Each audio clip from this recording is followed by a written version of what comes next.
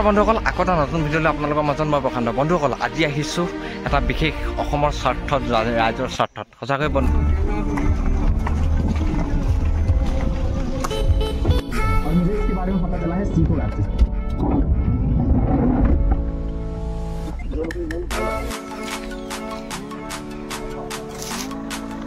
ঐ অবিনাশ, তুমি আঁতৰি দিয়া, ঘপকৈ গুচি আহিব।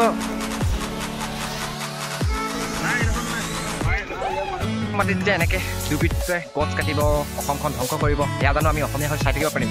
নোৱাৰোঁ। আহক, ইয়াৰ বাবে মাত মাতিব লাগিব, যুঁজিব লাগিব, ইয়াৰ বাবে প্ৰতিবাদ কৰিব লাগিব। জয় আই অসম।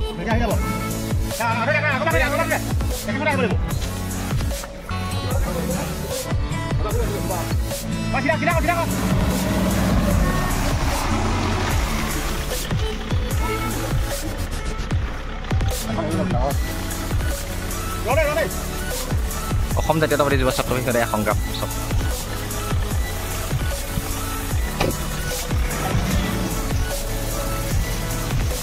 বঢ়িয়া বঢ়িয়া।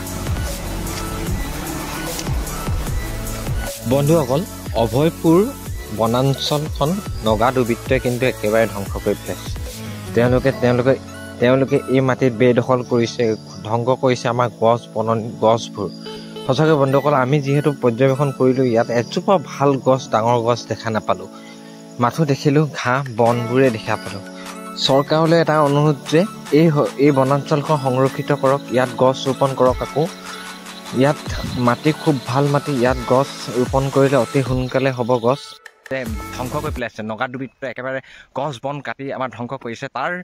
তাৰ স্বাৰ্থত আমি আজি ওলাই আহিছোঁ অসম জাতীয়তাবাদী যুৱ ছাত্ৰ পৰিষদৰ সতীৰ্থসকল। আৰু আমাৰ লগত আছে অসম জাতীয়তাবাদী যুৱ ছাত্ৰ পৰিষদৰ কেন্দ্ৰীয় সমিতিৰ সভাপতি শ্ৰীযুত পলাশ চাংমাই ডাঙৰীয়াকে প্ৰমুখ কৰি কেন্দ্ৰীয় সমিতিৰ বহুকেইজন সতীৰ্থ আছে, আৰু জিলা সমিতিৰ আছে, আঞ্চলিক সমিতিৰ আছে, বহুকেইজন বিষয়ববীয়া আজি এই প্ৰতিবাদ কাৰ্যসূচী অংশগ্ৰহণ কৰিছে। বন্ধুসকল, সঁচাকৈ অসমৰ মাটিৰ যে আগ্ৰাসন চলাই আছে নগা তাৰ ক্ষেত্ৰত আজি আমি প্ৰতিবাদী কাৰ্যসূচী ল'বলৈ সংকল্পবদ্ধ কৰিলোঁ। বন্ধুসকল, সঁচাকৈ আহক, ইয়াৰ বিষয়ে আজি বহুত কথা দেখাই যাম আপোনালোকক। ভিডিঅ'টো অন্যতম।